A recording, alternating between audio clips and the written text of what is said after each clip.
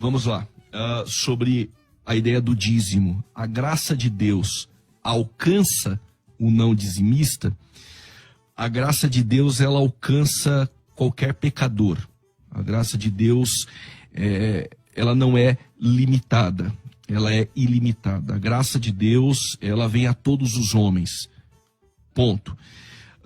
Se a salvação fosse por dízimo, a salvação então não seria graça.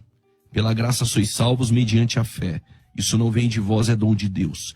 Então dizer que para ser salvo eu tenho que dar o dízimo, essa salvação seria por mérito. Mas existe também uma ideia de que todo o salvo, ele tem o coração voluntário a ofertar. E no Novo Testamento nós não encontramos a palavra dízimo, ainda que alguns vão dizer que em Mateus 23, o contexto ali ainda é judaico. O Novo Testamento ele começa no brado, está consumado. Ali começa o Novo Testamento. Quando morre o testador, isso está em Hebreus. E eu percebo que não há a palavra dízimo nas páginas do Novo Testamento. Após Pentecostes, por exemplo, na inauguração da igreja. Mas quando nós olhamos para o texto de Coríntios capítulo 8, vai dizer que cada um, Paulo diz isso, ele ofertava ou contribuía segundo a sua renda. Parece que tinha ali um valor estipulado. O modelo de 10% do Antigo Testamento, ele é bom. E eu lembro que um aluno em sala de aula, ele me fez uma pergunta. Ele disse assim, olha, eu não quero dar o dízimo porque o dízimo é da Antiga Aliança. E como eu sou bíblico, eu sou da Nova Aliança, do Novo Testamento, eu quero seguir o que está no Novo Testamento. Eu disse, pois bem, então você não precisa dar os 10%. Mas aqui nas páginas do Novo Testamento, bem-aventurada coisa é dar do que receber. E eles davam tudo o que tinham. Então percebe que a justiça nossa, ela sobressai a dos fariseus. Então o modelo do Antigo Testamento era 10%. E no Novo Testamento eles davam quase tudo que tinham. E se sobressaía sobre os 10%.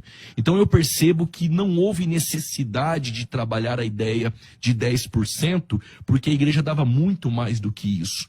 Hoje a igreja adotando 10% para a igreja, conta de água, de luz, aluguel, eu acho isso muito bom.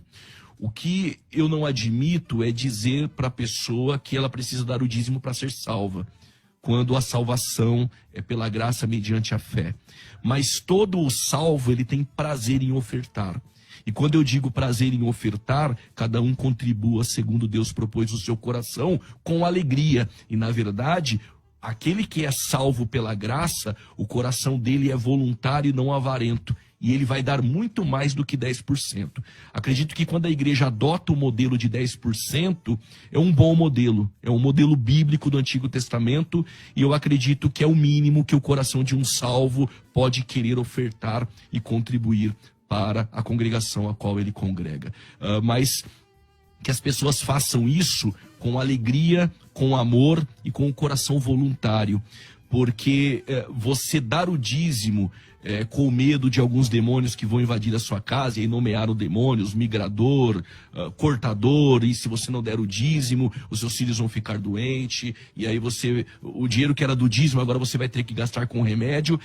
Essa ameaça para que a pessoa dê o dízimo, eu acho muito mais prejudicial do que não der o dízimo. Então, o coração seja voluntário, mas eu percebo nas páginas do Novo Testamento que era muito mais do que 10%, porque o salvo, alcançado pela graça, ele contribui muito mais do que aquilo que foi estipulado pelas páginas do período veterotestamentário.